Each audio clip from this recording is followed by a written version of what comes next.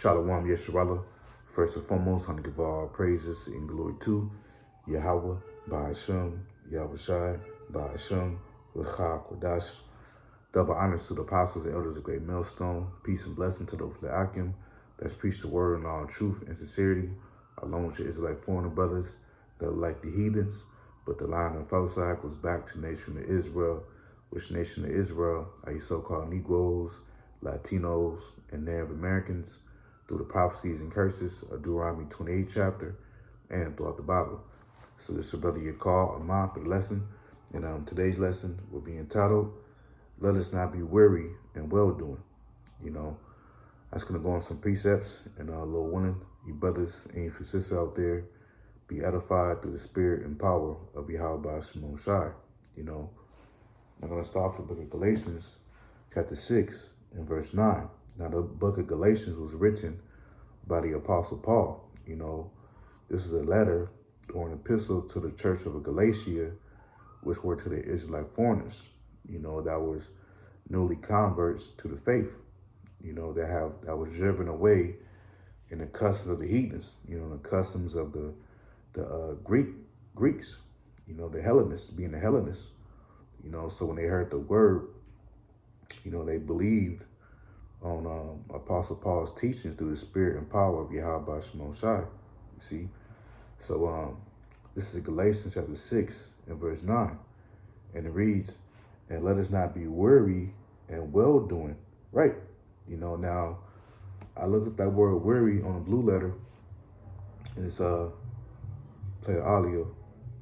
Strong's G 1573, Ekakea.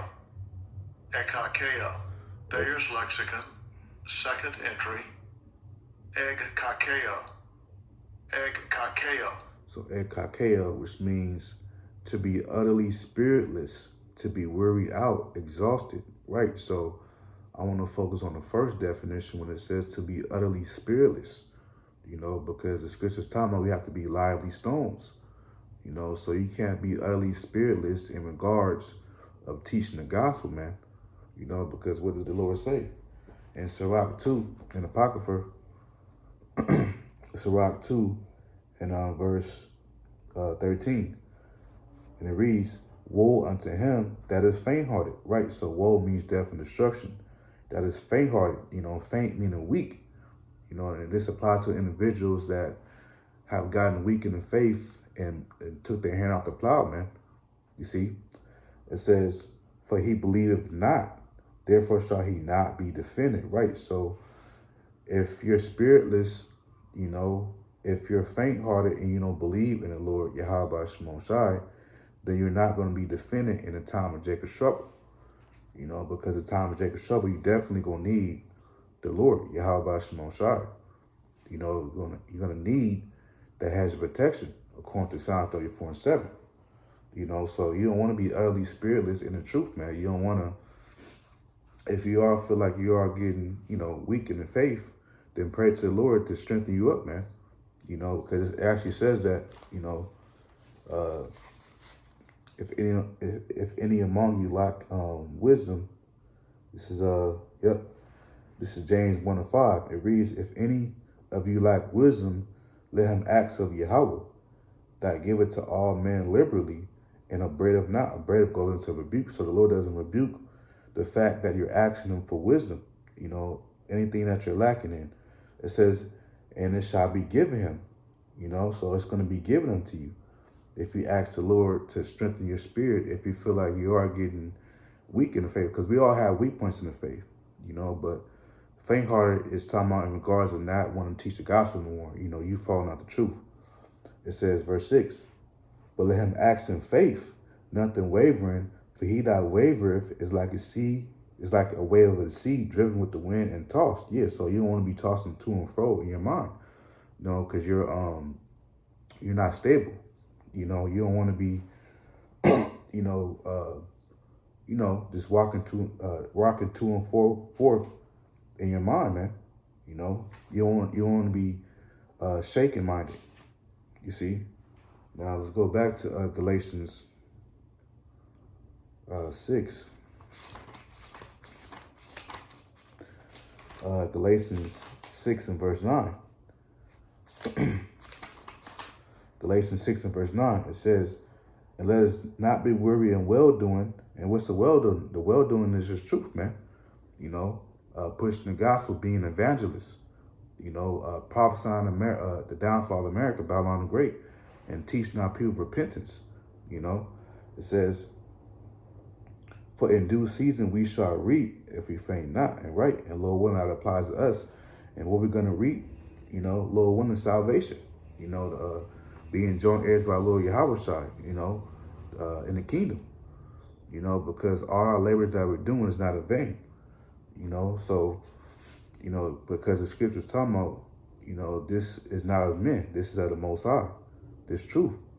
If it be of men, it will surely come to naught. And whatever we sow in righteousness towards the Most High is not in vain, because what we're doing is by keeping the laws and commandments to the best of our ability is going to be the standard in the kingdom. You see? So, let's go. Some more precepts. Sirach 7 and 15, the Apocrypha, which the book of Sirach is also known as Ecclesiasticus in Apocrypha. Sirach 7 and verse 15. And it reads, hate not laborer's work. Right, so we're not supposed to hate this work, man. Because Yahweh Shai says in one of his parables, occupy till I come. So this is a work, this is a job, man. We're not supposed to hate it, because this is our main priority. This is our whole purpose as Israelite men, is to fear Yahweh and keep his commandments. And Yahweh Shai gave his commandment, it was to feed the sheep. When he told Apostle Peter, man, feed my lambs, which he was talking about feeding the nation of Israel, with this word, man. You see, rightly dividing the word of truth. It says, hate not laborer's work, neither husbandry, which the Most High have ordained. Yeah, the Most High has ordained this, man. The Lord's sanction is, this is, like I was saying earlier, this is not of us. This is not of us. Ordained. Ordained means make someone a priest or minister. Let me see. No, second definition, it says order a decree, something officially. Yeah. So decree, order, command. So the Lord ordered us to do this, man. Now, everybody's not going to be a teacher. Some brothers are just, their lots, are just, they're just made to be helps and believers, man. But for the ones that's able-bodied, that you can teach, you have to go out and teach the word, man. You see? So, let's go to 2 Timothy 2 and 1.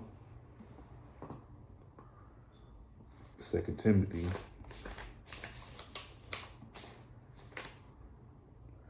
This is 2 Timothy 2 and 1. Now, this was an epistle that Apostle Paul wrote to the Timothy, which Timothy was like Apostle Paul's spiritual son in the faith. He was a diligent brother in the faith, during this time, during the Roman Empire. This is 2 Timothy 2 and verse 1. And it reads, thou therefore, my son, being strong in the grace that is in Yahweh Shai Mashiach. And that's the thing, we got to be strong in the grace of Yahweh Shai Shai. Which grace is from the Hebrew word chanan, which means favor.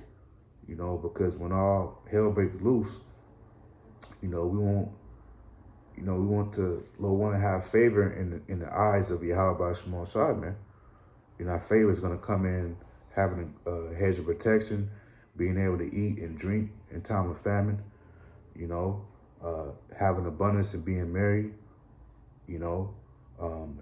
granting some brothers spiritual powers, in order for them to defend themselves against Esau and all these 2/3 of the wicked Israelites and the heathens. This is name some of that grace, that favor, man, that the Lord's going to bestow upon his elect in time of Jacob's trouble. It says, so we got to be strong. It says, verse 2, and the things that thou hast heard of me among many witnesses. And what was the things that Timothy heard about Apostle Paul among many witnesses? The gospel. Apostle Paul was diligent and fervent in his spirit for Yahweh Shai, man.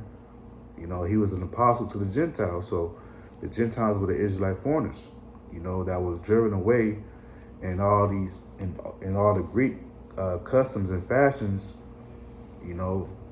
And when they heard the truth, they repented, man. You know, because they were wearing bald head. They was having bald heads, had tattoos, wearing togas.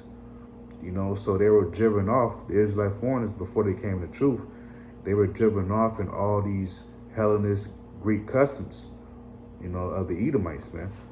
You know, it says, verse 2, and the things that thou hast heard of me among many witnesses, the same commit thou to faithful men, who shall be able to teach others also. Right? So in other words, the Apostle Paul is saying to Timothy, just as you heard me teach the word among many witnesses, the same you have to do amongst other brothers.